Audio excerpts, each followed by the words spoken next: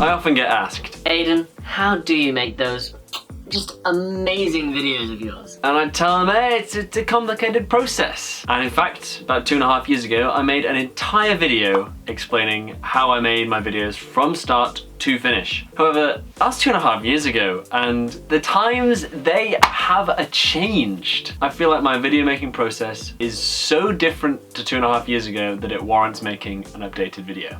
So here it is. The previous making of video was about making an answering comments video. Today I'm going to be filming another content episode with Edward. It's a little bit of a different subject, but it's the same thing really. Every video needs a concept, an idea behind it. I don't think I've ever had like a dedicated brainstorming session to actually figure out ideas for videos. They just all come to me in various scenarios, while I'm asleep, while I'm in the shower, while I'm eating, just random scenarios where I'm like, you know what? That could be a video. I organise these videos on sticky notes on my desktop because it's just the easiest thing. Occasionally I'll write them down on notes on my phone, but I'll just transfer them to there. This is the hub of ideas. And in fact, for today's video, I'm not actually sure what we're going to be filming with Ed. We haven't actually discussed what it's going to be. We usually just discuss the ideas about 5 minutes before we film. All right, I think Edward's ready. So for me to get started to film, I need to put this camera over there. This ring light is already on. That is what illuminates my face when I'm filming. I need to set this microphone recording. I need to get my screen recording going. I need to get on Skype with Edward,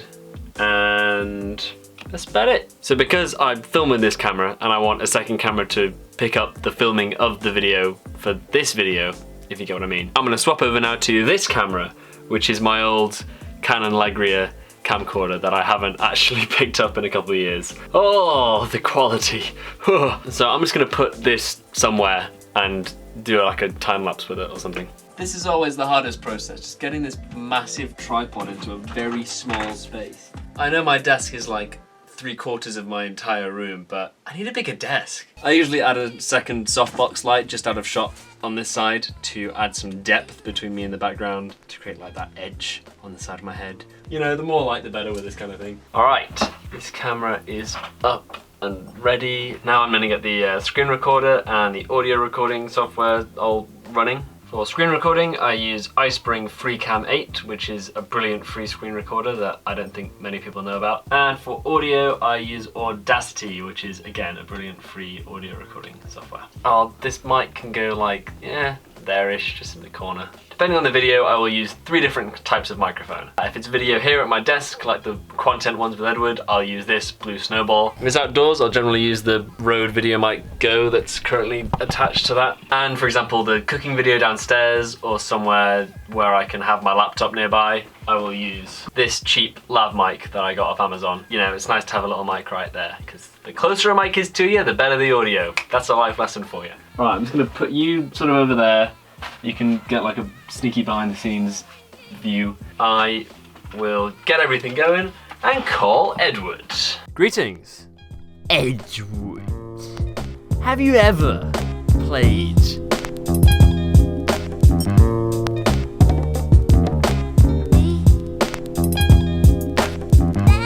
righto, that was Dinner with Friends. Thanks for watching, and I will see you next Sunday.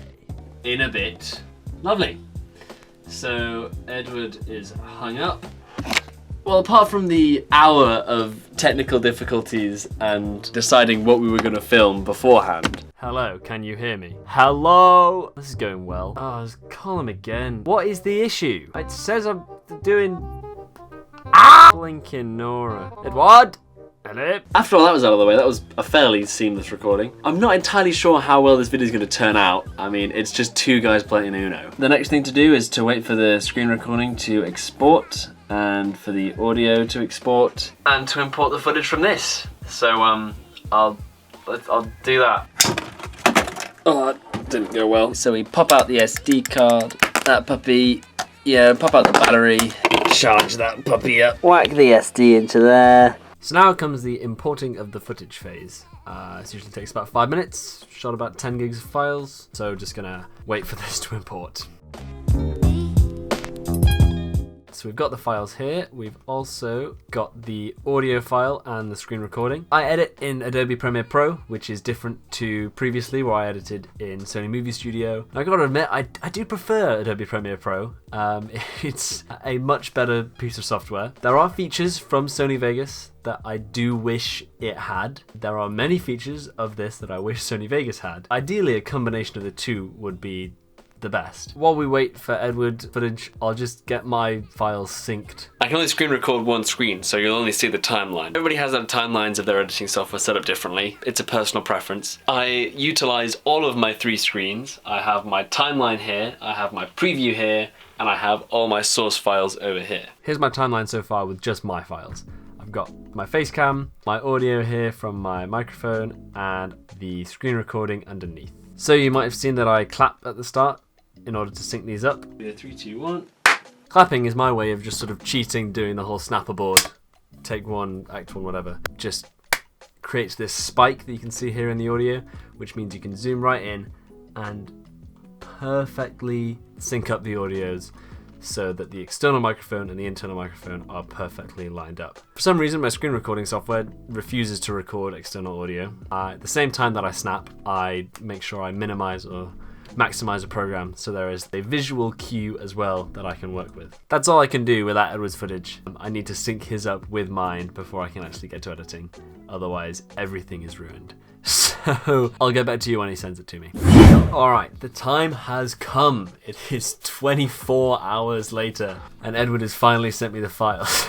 So we'll get these downloaded, and they've downloaded. So now we can open up our Uno Premiere Pro file, and we can import Edward's footage. We'll look for the spike, which is his clap. There, yeah. He actually stopped his camera and restarted it again halfway through for some reason, so I gotta sync up the other half as well. I'm all synced up, he's all synced up. The issue now is trying to sync us up so it sounds like we're actually having a normal conversation. This, you just have to sort of work out. There's no easy way of doing this.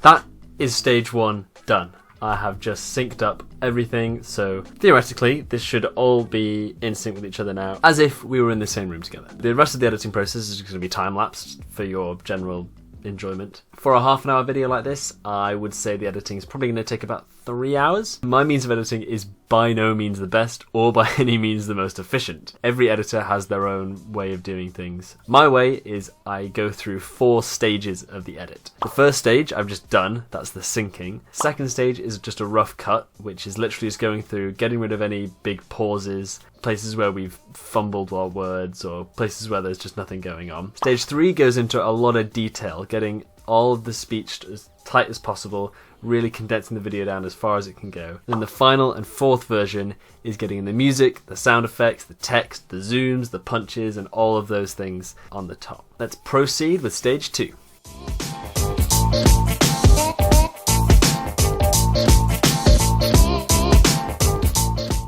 Alright, I've been editing for about an hour, and the first rough cut is finished at just under 11 minutes. I can usually knock off between sort of 3 to 6 minutes off a rough cut for the final thing. So my guess is that this final video is going to be roughly 8.5 minutes long. We'll see how accurate that is.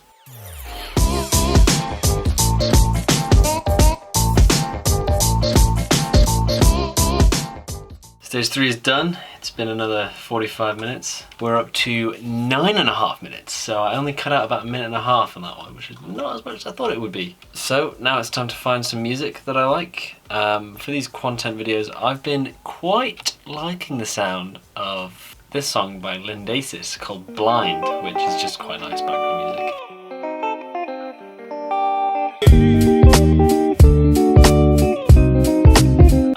Use that one again. Stage 4 we go.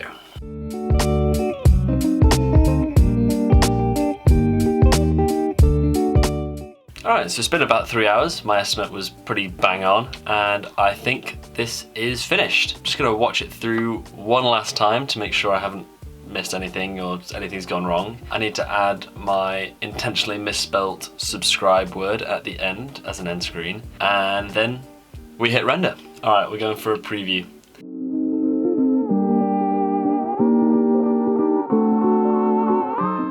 That's good to go. I made 1 or 2 little minor changes in there, but other than that, we are ready to render. So we Control M. There is a YouTube preset within the Premiere Pro render menu, but I don't tend to use it because it might just be me, but I found that it introduces more compression than if you just stick with the high bit rate. So use maximum render quality, export.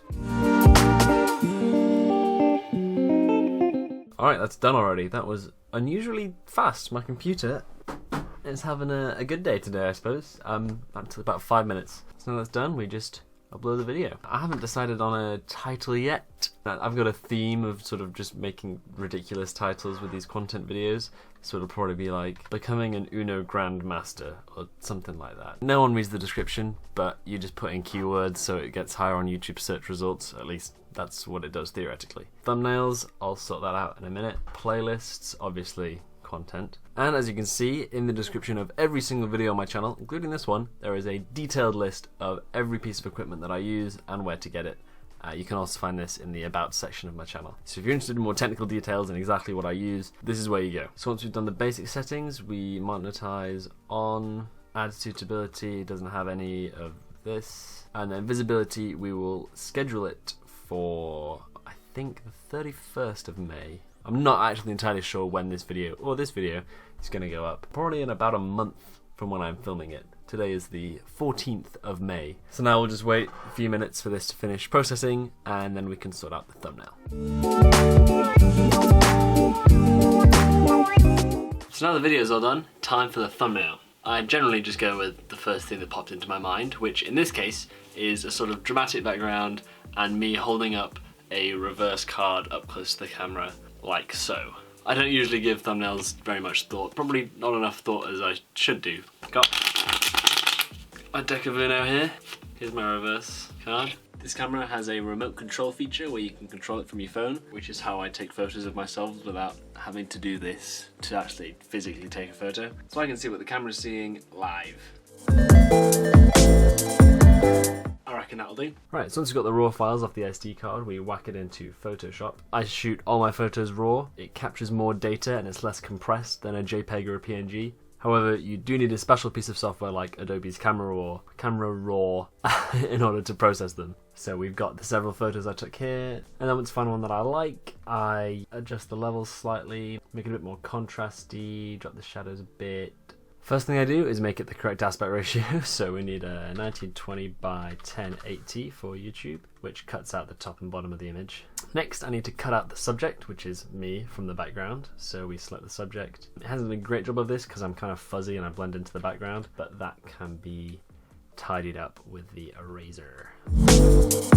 Then what we do is we duplicate the layer, we look at the bottom layer and we make the entire layer completely black. We go into Gaussian blur and we blur that bottom layer, which creates a shadow. Little Photoshop hack for you there. So we find the background that we want, I think just like some lightning bolts. Got our background, we get that, tidy up some of these harsh edges. Then I zoom out to roughly what the actual YouTube thumbnail size is, make sure everything still works, you can still see everything. Didn't quite come out the way I wanted, but fine. YouTube has a 2 megabyte thumbnail limit, so we have to reduce the quality down to about 1.4, add the thumbnail, and save.